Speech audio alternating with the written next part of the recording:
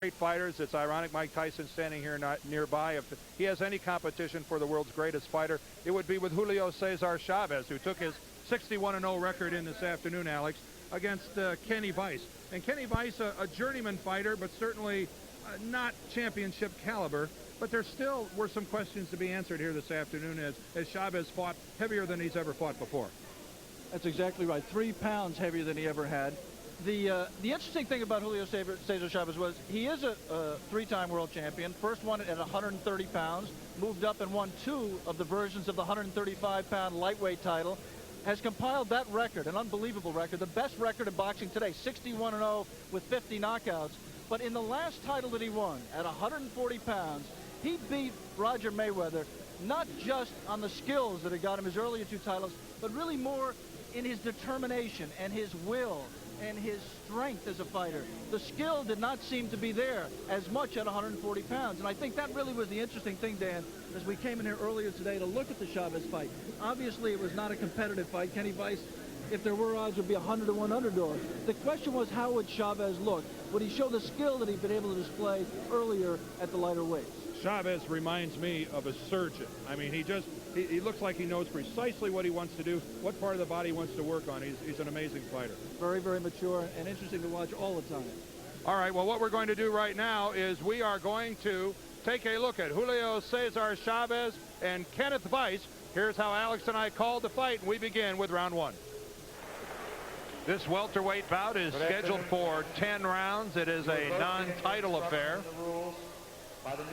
here at the Atlantic City Convention Center between Julio Cesar Chavez and Kenny Weiss. We talked to Julio yesterday and asked why he would take a non-title fight like this against an opponent who's obviously a huge underdog. I mean, not even odds on something like this. And he said, I have to keep busy. And these fights, my record is very important to me, and this fight can be a loss as well as one in which I'm defending my title. Well, a rare opportunity for fans on the East Coast to see in person Julio Cesar Chavez, and of course on network television. Another rare opportunity, I believe only his 2nd appearance. So it's a great one with that incredible 61-0 record. A very patient fighter, Alex, he told us yesterday, and of course you don't have to see him fight very often to realize that he is exactly that. Be interested to see if he goes out, just tries to take Weiss out right away and be, impressive in terms of his take charge ability, or whether he does what he normally does, even, with opponents of a better quality, and that is take his time, as you said, be patient, not press for the knockout, but it comes fine. Combination at that time, a left followed up by the right by Kenny Weiss, who one would think needs at least a round to get untracked. There is no way that he can be in the ring with Julio Cesar Chavez and not feel the pressure of being in the ring with a great one like that. I mean, he's never faced anyone even near Julio Cesar Chavez. There he got hit by a left hand by Chavez, pretty much the end of the punch, but really the first solid punch. You could see Weiss thinking to himself, how am I going to be able to take this? And he stood in there. Oh, and a good left that time by Weiss. Catches Chavez. A scoring punch. Sends the 3-time champion backwards. Might have noticed there right in your screen, the left of your screen, the ominous presence of the undisputed heavyweight champion of the world, Mike Tyson. There he is in the blue jumpsuit.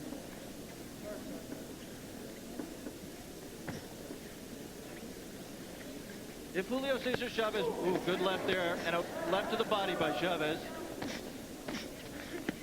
There's no question that Kenny Weiss is more than a club fighter. He's ranked number 9 by the IBF. This is a welterweight fight as Chavez comes in at 143 1/4. This is the heaviest that he has ever fought before. The body shot by Chavez, and then brought Weiss's hands down. They came over the top with a good right hand. Weiss working a combination, but Chavez blocks all of those with the gloves. Good left jab, and then back into the body with the right by Chavez.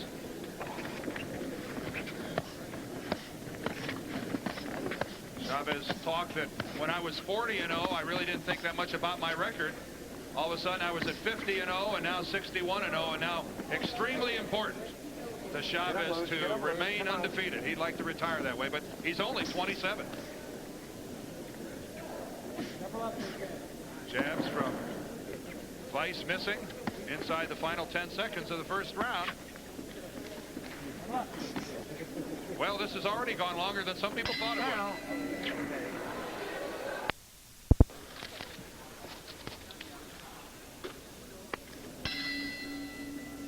would. And the second round has started. A welterweight bout, scheduled for 10 rounds. Julio Cesar Chavez and Kenny Vice, both wearing the white trunks. Chavez with the red and green trim, and the pace picks up early here in the second round, Alex. And Julio picked it up with some major league body punches. Body punching is really one of the things that separates the great fighters from the not so great. And Chavez is just a great body puncher, as are so many of the Mexican champions, especially with the left hook to the body.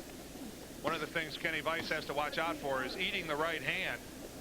Watching tape of this fighter, he's been susceptible to taking some pretty good shots from opponents' rights. Right, he doesn't want to get too predictable with that jab. There's Meldrick Taylor sitting ringside. A very interested spectator. IBF junior welterweight champion. And a lot of people think the one man in the world that might have a real good shot to beat Julio Cesar Chavez. Chavez was telling us yesterday, Alex, that Don King had actually made an offer of over $1 million to the Taylor people to have a Chavez-Taylor fight, and that Taylor and his camp had turned it down. And Meldrick will tell you just the same thing from his point of view, that his people, Dan Duva, offered the same kind of money to Chavez, and he turned him down. So good work inside that time by Chavez. Kenny Vice staying active. He's not intimidated. He knows that, as we mentioned, nobody gave him a chance at all, but he came out here. He's going to do his best. And a good left counterpunch that time by Vice lands smartly on the cheek of Chavez.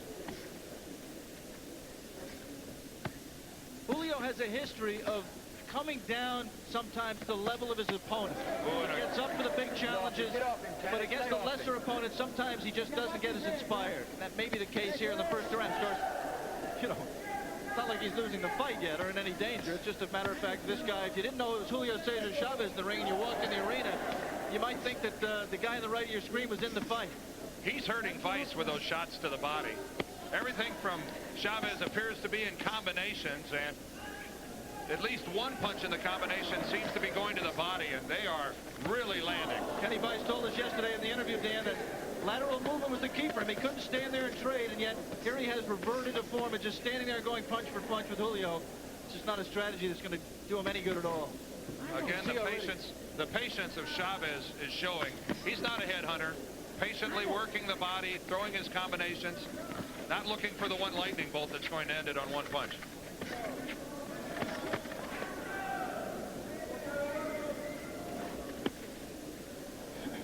This is action in the second round.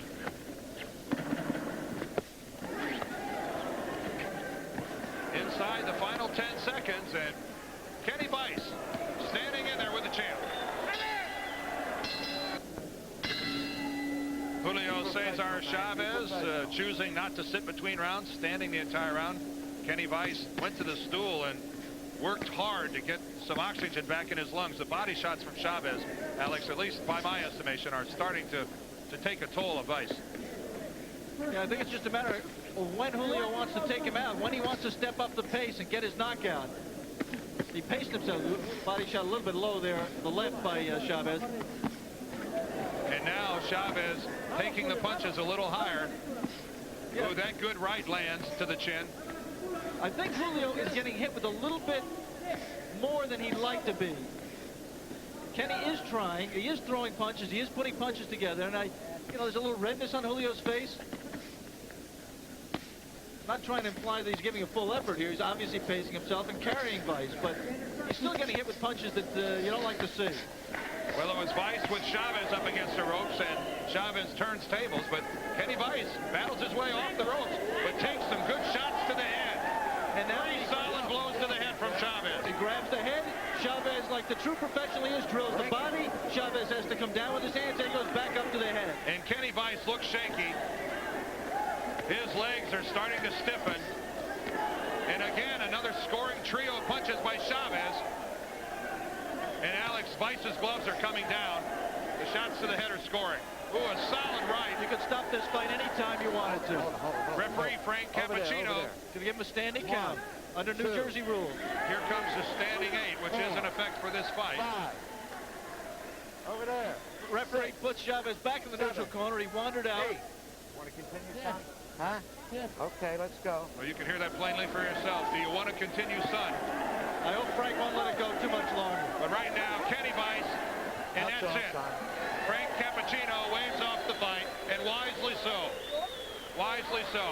And a game effort by Kenny Bice, but again, the brilliance of Julio Cesar Chavez, easy to see. Yeah, really a glorified sparring session. I mean, Chavez just came in for a workout, and he got just what he wanted. He got his 62nd victory. And his 51st knockout. So Julio Cesar Chavez, the great one. Kenny Bice did really what you'd expect of him. The one thing you have to say for Kenny is he did not freeze in the presence of this greatness. You know, he didn't go in there and just get absolutely wooden and fall down the first time he got hit. He put everything he had into it. He just didn't have anything near enough. This is action from round 3. Bice missing. By this point, Kenny Bice, who said he wanted to move, just couldn't move because the body shots in the first 2 rounds. There's the real good Chavez counterpunch coming right at you with the right hand.